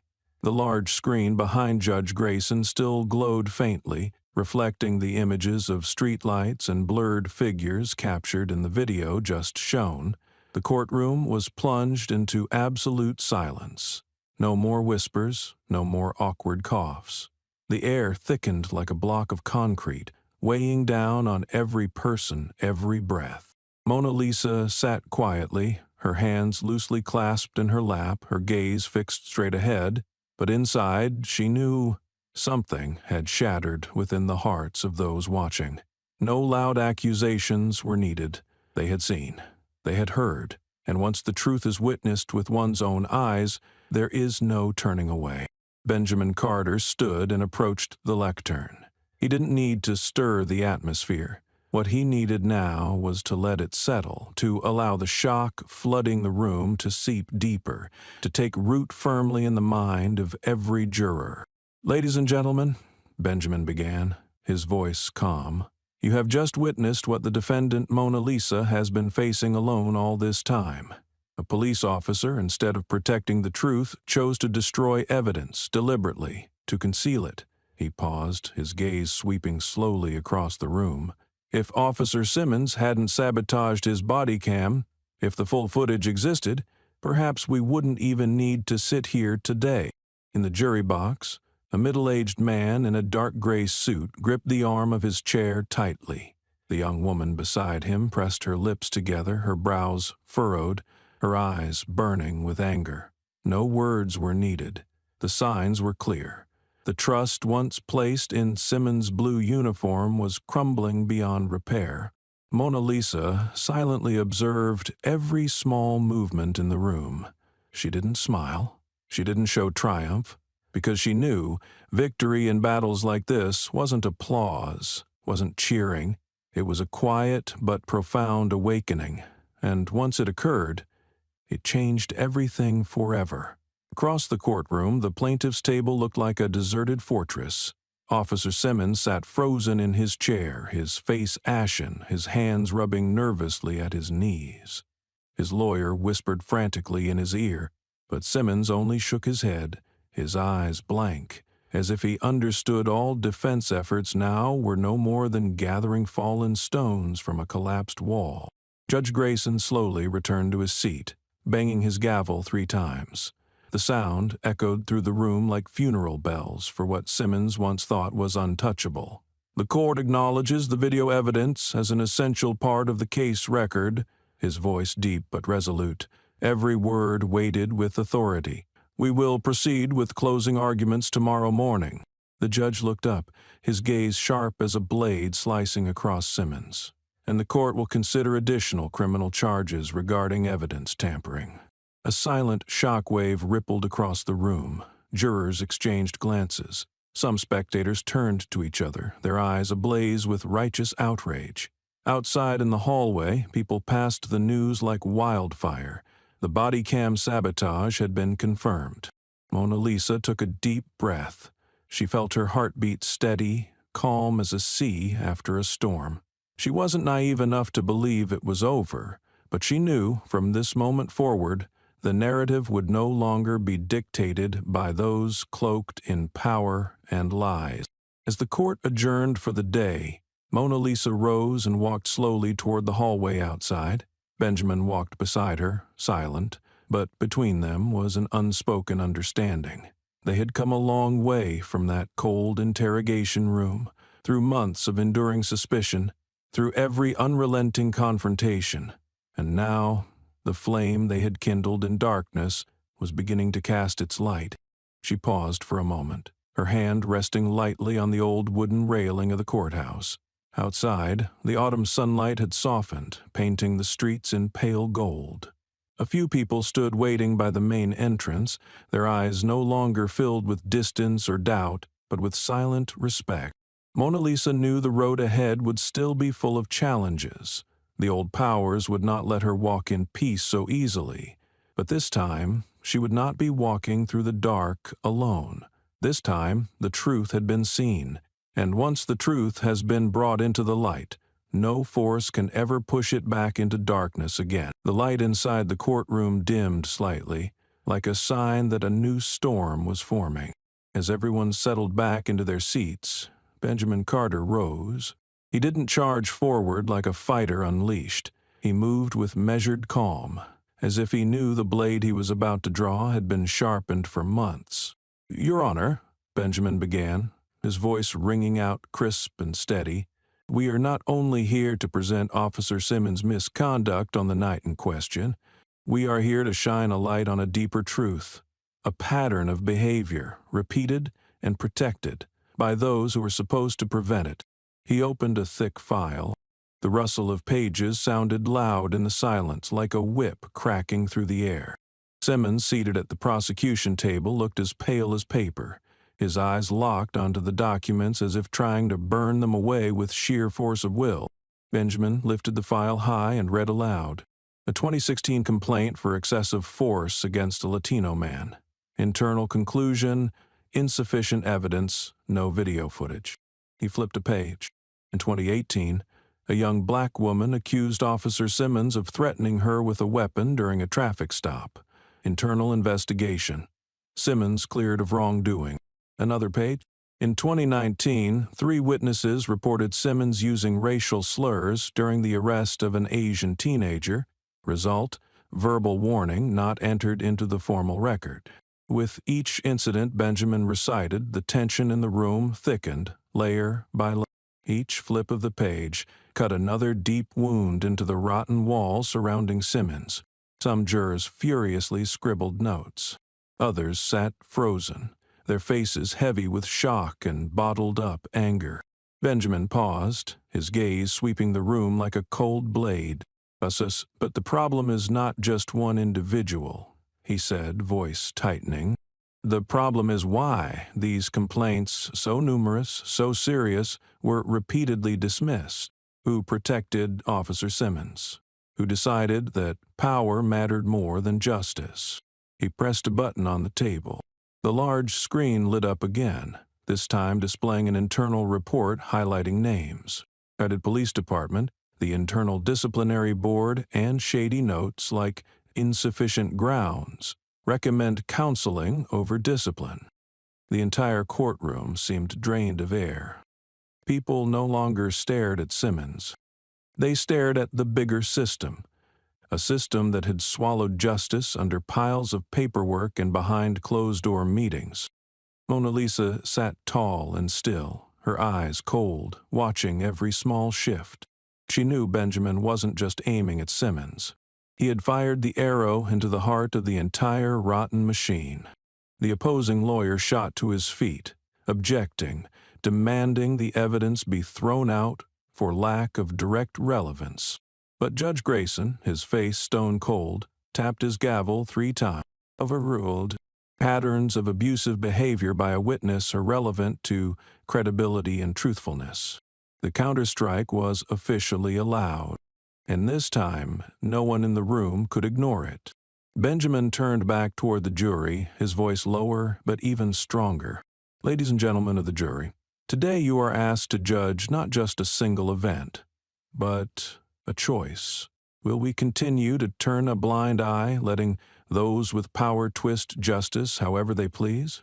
Or will we expose the truth, even if it forces us to see what we wish we hadn't?" He stepped back, his gaze steady, challenging the entire room to answer. The jury sat silent, each person facing that question inside themselves. An older man leaned on his knee, his eyes reddened. A young woman clasped her hands before her mouth, almost as if in prayer. There was no need for grand speeches anymore. The story had told itself, and each person now carried a piece of it in their heart. Simmons slumped in his seat, his shoulders collapsing like a tower losing its last support beam. No more objections, no more excuses, only a man, stripped bare under the merciless light of truth. As the court recessed to prepare for closing arguments, Mona Lisa rose from her seat. Benjamin gave her a small nod, the nod of comrades who knew the battle wasn't over, but the flag of justice had already begun to catch the wind. Outside, the heavy clouds finally started to break apart, letting through the first streaks of sunlight. And in that light, Mona Lisa stepped into the hallway where the whole city was beginning to hear the truth. The air in the courtroom felt frozen. After all the revelations, after each fragment of truth had been uncovered, the entire room was submerged under a weight too heavy to voice. Now, as Judge Grayson gave a nod, signaling the defense to make their closing statement, every eye turned to Mona Lisa. She rose, each movement slow but resolute, like someone fully aware of the weight carried in each step. Her dark suit was so plain it nearly blended into the worn wooden backdrop of the courtroom, and yet it only made the unyielding spirit radiating from her small, steadfast frame stand out all the more. Without notes, without a lawyer beside her, Mona Lisa walked straight to the podium. The room held its breath. A long, deep silence stretched out before she spoke, her voice not loud, not hurried, but resonating clearly, like a bell tolling deep within every mind present. "I'm not standing here to seek revenge." The first words fell, heavy and clear as gemstones, and the jurors almost instinctively lifted their heads, their eyes weighted with emotions they hadn't yet found names for. Mona Lisa paused, her gaze moving slowly across each face. She didn't accuse, she didn't scold. She simply told her story. Slowly, honestly, a story that had been twisted for too long. "I don't want to see anyone destroyed," she said, her voice dropping low. "I don't want to see anyone dragged through the mud of mistakes they created themselves. I only want the truth and justice, not just for me, but for everyone who, day after day, lives with the fear that their very existence will be judged, trampled, simply because of the color of their skin." A heavy hush swept across the room. In the jury box, an older woman wiped at her eye with the corner of her hand. A young man pressed his lips together, his eyes red but his silence firm. Mona Lisa continued, not shouting, not rallying. "Listen, when I stood under that streetlight that night, I wasn't thinking about lawsuits. I just wanted to go home, like anyone else after a long day, but I became a target, not because of what I did, but because I was there."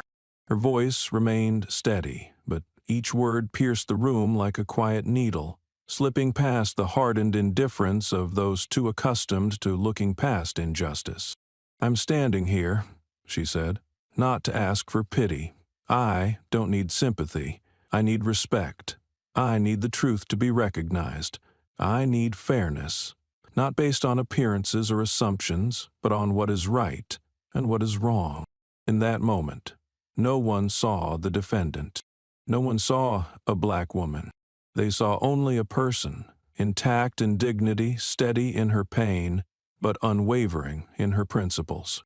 From behind the defense table, Benjamin Carter watched silently. He knew that all the sharp arguments, all the irrefutable evidence he had presented earlier could not reach the jury's hearts as deeply as the simple, unfiltered words Mona Lisa was speaking now. She wasn't apologizing for her existence. She wasn't begging forgiveness for a crime she didn't commit. She was asking, calmly, firmly, for justice, not just for herself, but for all. Mona Lisa lifted her gaze directly to Judge Grayson. "I believe," she said, "that you can see the truth, and I believe you will do what is right.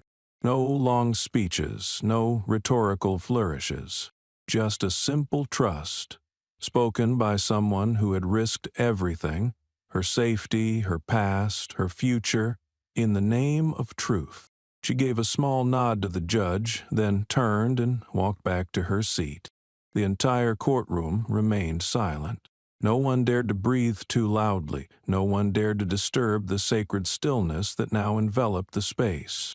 As Mona Lisa sat down, Benjamin leaned over and whispered, very softly, "You've done everything you needed to do." She answered only with a faint smile, the smile of someone who knew that, whatever the verdict, she had already won. She had conquered silence and fear. Judge Grayson tapped his gavel lightly. "The court will recess for jury deliberation," he said, his voice low but firm. "The final decision rests with you." As the jury filed out, the heavy solemnity lingered. A slight breeze slipped through the old wooden doors, carrying the earthy scent of the world outside, a reminder that no matter what, a new season was coming.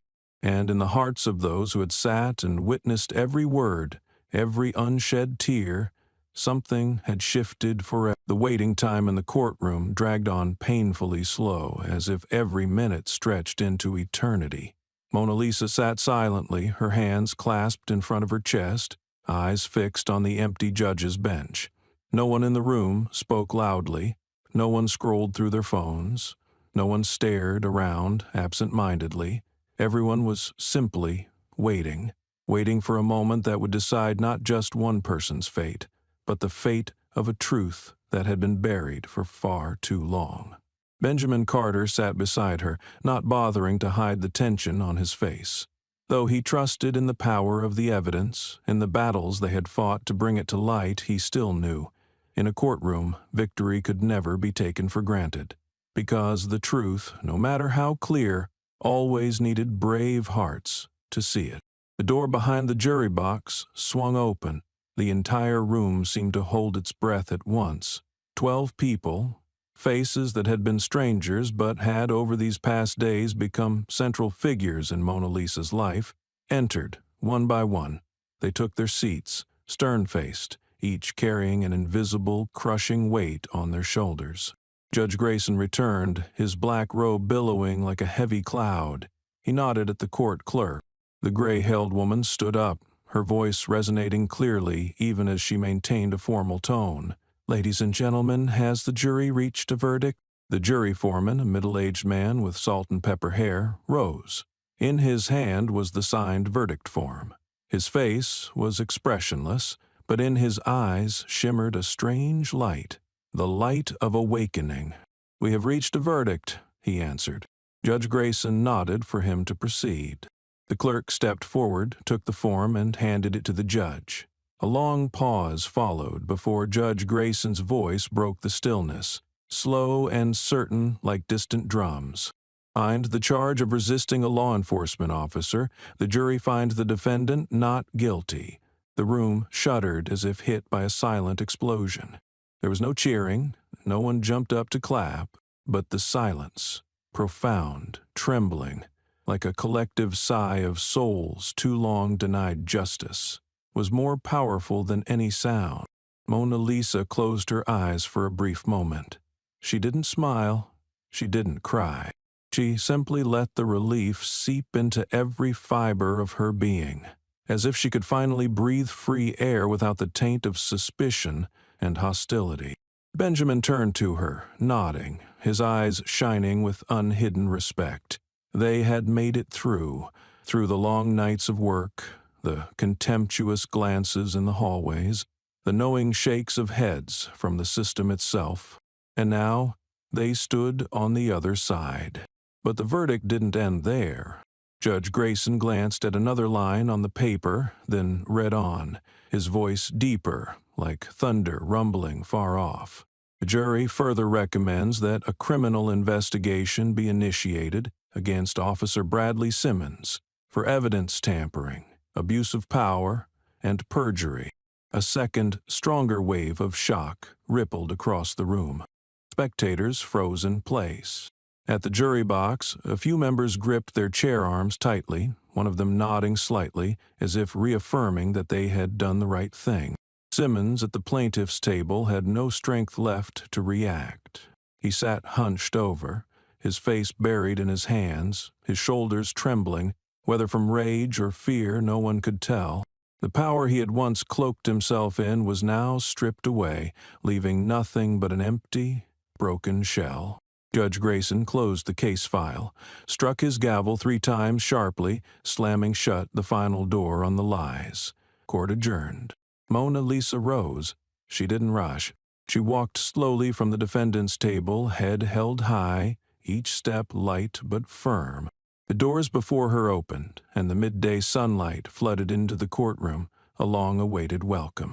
In the hallway, reporters, supporters, and anonymous citizens who had followed the trial surrounded her, but there was no chaos, no shouting. They stood back, creating a silent hall of honor for her to walk through.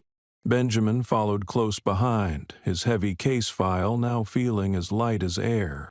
He knew the battle against Simmons might be over, but the fight to change the system was far from finished, and he knew the woman walking ahead of him was the flame that would keep lighting that path.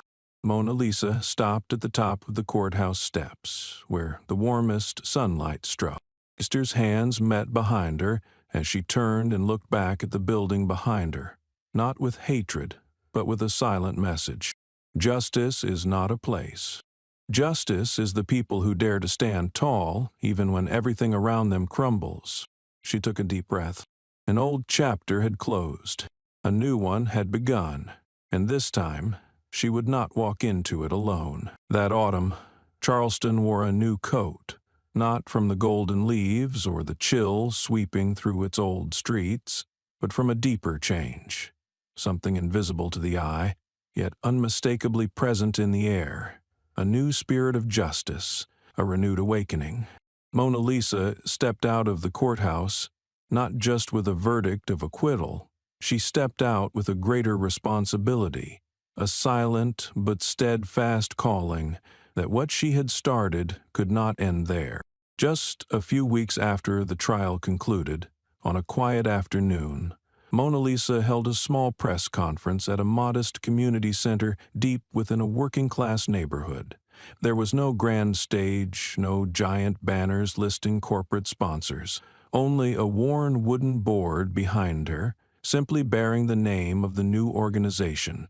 When asked why she chose that name, Mona Lisa only smiled softly. Because from the ashes of injustice, we can build new wings. The Phoenix Foundation was created to provide legal support to victims of false accusations, abuses of power, and discrimination within the justice system. But to Mona Lisa, it wasn't just about paperwork, lawyers, or courtrooms. It was about restoring trust, about reminding ordinary people that they were not alone when standing against a system that often felt untouchable. Mona Lisa did not rest on the newfound fame. She threw herself into the work alongside Benjamin Carter and a small group of dedicated colleagues, building a network of volunteer lawyers, setting up free training classes for the community, and hosting open talks about civil rights every week. She spent at least 3 days personally reviewing cases, listening to stories that mirrored her own. People detained because of prejudice, fired for speaking out, smeared simply for demanding fairness. News of the Phoenix Foundation quickly spread beyond Charleston. Nearby cities, national human rights organizations, and even major media outlets began to take notice. Many called Mona Lisa a symbol of resilience, a new beacon in the pursuit of justice. But whenever someone mentioned such titles, she merely shook her head and said, "I'm no hero. I'm just an ordinary person who refused to stay silent." One Saturday afternoon, Mona Lisa stood before a small class at the Phoenix Center, teaching the right to remain silent and how to handle unjust interrogations. The young people, boys and girls aged 16 to 20, listened intently. She didn't recite hollow textbook lessons. She shared real experiences from freezing nights in holding cells, from tense court confrontations, from standing alone among wolves without bowing. Once, a slim, determined-looking, brown-skinned boy stood up and asked, "Weren't you scared? Standing alone against them?" Mona Lisa smiled, a serene smile that gleamed with endurance. "Of course I was scared. Fear just made me move slower. It didn't stop me." That answer spread through the community like a mantra, from labor neighborhoods to student halls, from formal speeches to sidewalk conversations. The name Mona Lisa, and more importantly, the spirit she represented, became a symbol for a generation that refused to bow. When a major newspaper interviewed her, asking whether she planned to run for public office, Mona Lisa simply laughed and shook her head. "I don't need a seat of power to change the world. I just need to stand firm where I am and help others stand too." That simple sentence, like Mona Lisa herself, was widely quoted across social media, at rallies, and even in law classes discussing civil rights. That winter, a large mural was painted on an old brick wall at the corner of King and Calhoun Streets, the place where not long ago Mona Lisa had once walked alone after her first trial. The mural depicted her standing tall, her face lifted proudly, arms relaxed at her sides, eyes gazing ahead. Below it, just one simple line. Justice begins with one person refusing to bow. And in the sweet chill of year's end, small groups gathered under that mural, not to protest, not to riot, but to remind each other change doesn't begin with a crowd. It begins with one person, just one. Brave enough not to stay silent, Mona Lisa knew this journey would never be easy. There would be threats, smear campaigns, seemingly endless legal battles, but she also knew one thing more certainly than anything else. Once the seed of truth is planted, no force can stop it from growing. And under that clear blue winter sky, as pale sunlight brushed the streets, Mona Lisa walked forward with a smile, not to chase victory, but to continue building a legacy of ordinary people who dared to rise, who dared to demand a more just world for all. On a winter morning when the sunlight was still faint and mist drifted thinly through the old cobblestone streets, Mona Lisa received a strange letter. It had no return address, no postal mark, just a plain white envelope, neatly placed in the crack of the Phoenix Foundation's office door. She picked up the envelope, her fingers brushing the rough texture of the paper, sensing something unusual. A vague instinct flickered. Not fear, but the sharp intuition that had been ingrained in her through years of service under the SEAL uniform. Inside was a single folded sheet of paper, unsigned with no trace of origin. The message, typed coldly, was short. A no. The past never sleeps. Get ready. Mona Lisa read it again, slower this time. No flowery language, no overt threat. Yet every word rang clear as an alarm in her mind. She sat down at her desk, placing the paper in front of her. No panic, no anger, just absolute stillness, like the sea before a storm. She had always known this day might come. From the moment she agreed to use Ryan's footage, allowing a piece of her shadowed past to surface, she had steeled herself for the possibility that forces from another world, one she'd tried to leave behind, might come looking again. But what surprised her now was the calmness inside. No betrayal, no despair, just a confirmation. This journey had never been about one trial or one verdict. It was a long war, and she, more than anyone, was ready. Mona Lisa folded the paper neatly and locked it away in a drawer with a firm snap. She told no one, not Benjamin, not anyone on her team, not because she didn't trust them, but because she understood some battles must be faced alone. The rest of the day, Mona Lisa worked as usual. She reviewed the case of a single mother wrongfully targeted for deportation, guided a group of students on their rights when unlawfully detained. She smiled, she listened, she advised, as if no shadow lurked outside the door. But when night fell, when the city was stripped down to flickering streetlights and cold wind threading through narrow alleys, Mona Lisa allowed herself to stop, to face the silent corners of her mind. She stepped onto her apartment's balcony. Charleston, by night, was quiet, profound, the old brick rooftops hunching under a silver crescent moon. She leaned lightly against the railing, letting the icy wind caress her face, blowing away the last lingering heaviness of past months. Memories surged back. Long nights in foreign lands, the staccato of gunfire, screams, the acrid scent of gunpowder mingling with the raw breath of life and death. She remembered comrades who had fallen. She remembered whispered oaths at nameless ceremonies. No one gets left behind. And now, standing in the heart of a different kind of battlefield, the fight against silence and injustice. She understood that the oath still held. It had simply transformed. Mona Lisa closed her eyes for a few seconds, feeling the quiet strength rise from deep within. She knew that from this moment on, peace would not come easily. There would be invisible hands reaching from the shadows. There would be battles she could not foresee. But she also knew fear no longer ruled her as it once did, because she had learned courage is not the absence of fear, but action in spite of it. A slow smile crossed Mona Lisa's lips. Not wide, not dazzling. She's just a small curve, carrying the weight of unshakable resolve.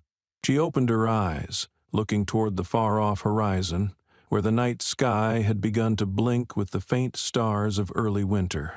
She didn't know what awaited her ahead, but she knew one thing. No matter who came, no matter what happened, she would never bow her head, never give up. Mona Lisa gripped the cold railing, letting the chill sink into her skin like a living reminder that she was truly alive, alive for what was right, alive for the dreams that others had not yet seen bloom. The night wind caught her scarf and whipped it away into the darkness. But Mona Lisa didn't turn to retrieve it. She stood still, steadfast, her gaze cutting a clear line through the night, unwavering. And somewhere, in the quiet city breathing beneath her, the seeds of a new generation had begun to sprout. A generation that would understand. Sometimes all it takes is one brave soul refusing to be silent to change the world. Mona Lisa's story reminds us, never judge others based on prejudice. A person's appearance can never reveal the full depth of their value or strength. Talent and dignity know no boundaries of skin color, origin, or circumstance. And even when facing seemingly insurmountable obstacles, justice always finds a way, as long as someone has the courage to fight for it until the end. This isn't just a story of one individual standing against an unjust system. It's a reminder for all of us. The truth can be buried in darkness, but it never disappears. All it takes is one person brave enough to light the flame, and that light will spread, igniting hope and change. Have you ever been underestimated because someone didn't truly know you? Have you ever been quietly proving you were far more capable than they thought? If this story made you think, share it so more people can reflect and feel the strength of perseverance. Don't forget to subscribe to the channel to keep following powerful and heart-moving stories.